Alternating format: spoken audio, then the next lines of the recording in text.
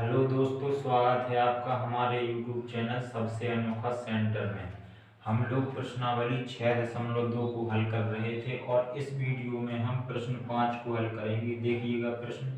आकृति में यदि AB समांतर CD, कोण APQ बराबर 50 अंश और कोण PRD बराबर 127 अंश है तो x और y ज्ञात कीजिए। देखिएगा हमें क्या बोला गया है कि इस आकृति में AB और CD ये दोनों रेखाएं समांतर हैं और हमें APQ ये वाला कोण हमें 50 अंश दिया गया है और हमें PRD यानी कि ये वाला कोण 127 अंश दिया गया है। हमें x और y के मान निकालने हैं यानी कि ये वाला कोण Q और ये वाला कोण हमें y निकालना है। तो जो कुछ हमें दिया गया है सबसे पहले हम लिख लेते हैं और फिर हम सवाल को हल करेंगे। हेडिंग डालते हैं दिया। अब दिया में हम क्या लिखेंगे? हम लिखेंगे AB समांतर CD, AB समांतर CD और कोण APQ बराबर 50 अंश दिया है तथा एक और कोण दिया है PRD, कोण PRD बराबर 127 अंश। अब जो ज्ञात करना है उसे भी लिख लेते हैं। हेडिंग डाल लेते हैं ज्ञात करना है और ज्ञात करना में हम लोग लिख लेंगे x और y के मान। ठीक है, x और y के मान ये हमें निकालना है। तो यहाँ पर देखना, अब हम मान निकालना स्टार्ट कर रहे हैं। तो ये हमारी AB और CD ये दोनों समांतर है, हमें पता है। यहाँ पर हमने दिया में भी लिख रखा है AB समांतर CD और ये एक तिर्यक रेखा प्रतिच्छेद कर रही है इन दोनों समांतर रेखाओं को। तो ये वाला कोण और ये वाला कोण हमारे एकांतर कोण होंगे और चूंकि समांतर रेखा है इसलिए ये एकांतर कोण बराबर होंगे। ठीक है, तो हम क्या लिखेंगे कि जो हमारा कोण APQ है वो हमारा बराबर होगा PQR के, क्योंकि ये दोनों समांतर हैं रेखाएं। चूंकि ये दोनों समांतर हैं तो ये दोनों कोण हमारे एकांतर कोण होंगे। समांतर रेखाओं के लिए ये एकांतर कोण बराबर होते हैं। तो यहाँ पर हम लिखेंगे, यहाँ पर चूंकि AB समांतर CD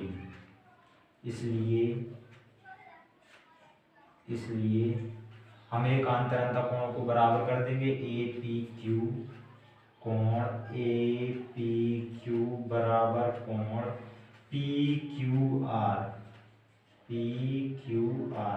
और ये कौन से कोण है यहाँ पर लिख देंगे एकांतर अंतःकोण, एकांतर अंतःकोण। अब देखिएगा, अब हमें चूंकि APQ बराबर 50 अंश पता है तो यहाँ पर लिखेंगे हम यहाँ पर लिखेंगे APQ बराबर 50 अंश और यहाँ पर लिख देंगे दिया।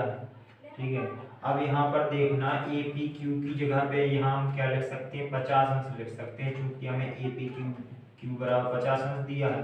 तो यहाँ पर हम APQ की जगह पे लिख देंगे 50 और बराबर में हमारा क्या है? PQR। ठीक है, तो अब यहाँ से हम PQR बराबर कितना निकाल सकते हैं? 50 अंश। ठीक है, PQR बराबर हमने कितना निकाल लिया? 50 अंश PQR। और इसी को क्या कहा जा रहा है? x। तो या फिर हम लिख सकते हैं अथवा जो हमारा x का मान आया है वो क्या है हमारा? वो आया है हमारा 50। ठीक है, हमने x का मान तो निकाल लिया, अब हमारा बचा है y का मान। ठीक है, तो y का भी निकाल लेते हैं। ये हमारा x का निकल कर आ गया है। अब देखिएगा y का कैसे निकालेंगे? तो हमें पता है कि ये वाली और ये वाली रेखा समांतर है।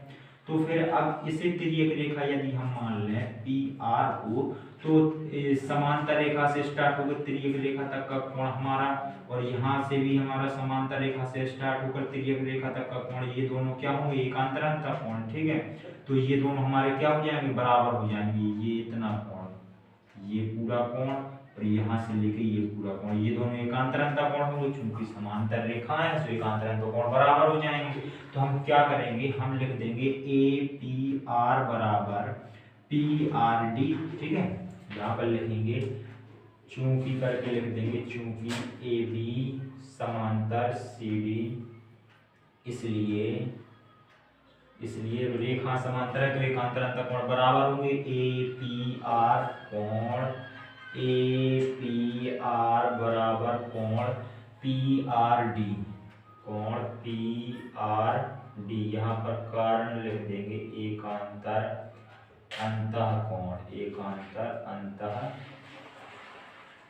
ठीक है, अब देखिएगा इन दो कोणों में से हमें पता कौन सा कोण है, हमें पी आर डी कोण पता है 127 अंश है, तो यहाँ पर लिख देंगे कोण पी आर डी बराबर 127 अंश। ये क्या है, हमें दिया गया है, तो यहाँ पर लिख लिया, दिया है।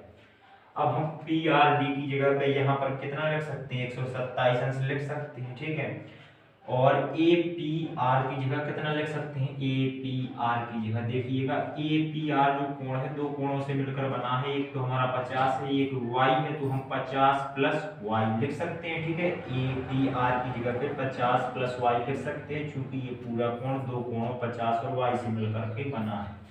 तो यहाँ पी आर डी की ए पी आर की जगह पे लिख देंगे 50 प्लस y। ठीक है, और बराबर में पी आर डी की जगह अभी हमने बताया है 127 अंश लिखना है, तो 127 अंश लिख दिया।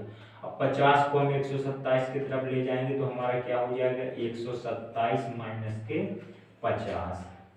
अब 127 में से 50 घटा देंगे तो हमारा कितना बचेगा, बचेगा हमारा 77। ठीक है, ये निकल के आ गया है हमारा y का मान। आखिरी की लाइन में हम लिख देंगे अतः x बराबर हमने क्या निकाला था 50 तथा y बराबर कितना निकल कर आया है 77। यही दोनों मान तो हमें चाहिए थे, तो यही क्या हो जाएगा हमारा इस प्रश्न का उत्तर। तो इस प्रकार से ये हमारा प्रश्न कंप्लीट हो जाता है। चलिए मिलते हैं अगली वीडियो